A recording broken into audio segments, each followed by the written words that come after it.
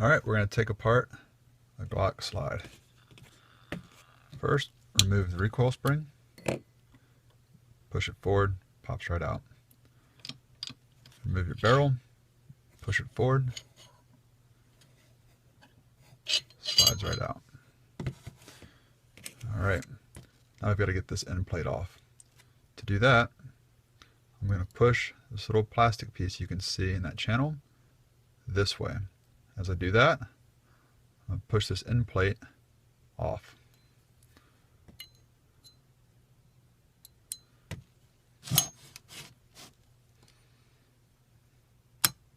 Just like that. When you hear it snap out, you feel it, that's it.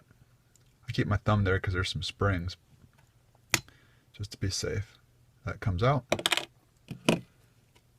Now, you remove your striker assembly. Safety plunger. Oh no, that's not the safety plunger. That's the extractor plunger.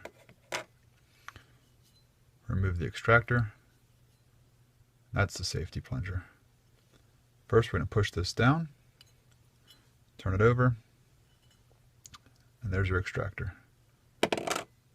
Now, there's a very small spring in here, so be careful. You can just grab it, pull it out, shake it, there, pull it out. You see it's got a spring right there.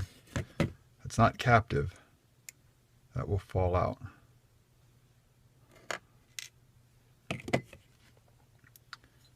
Besides the sights, which I'm not going to get into now, that's everything in the Glock slide. Now, let's take apart our striker assembly. To do that, I'm going to remove this little black piece. This is actually two pieces. So I'm going to press the spring down. Heard one fall off. There's the other one. And the spring comes forward.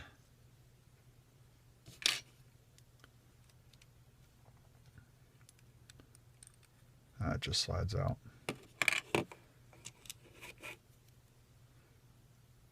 There are those little spring cups. That's it. Stock springs are captive. You can't take this apart. And I've never taken this apart either. This is as far as I go. Extractor, safety spring, safety plunger, striker, striker spring, cups, channel, end plate. Alright, head over to Humboldt Actual for more videos, how-tos, and to see the tools and products that I'm using. Thanks.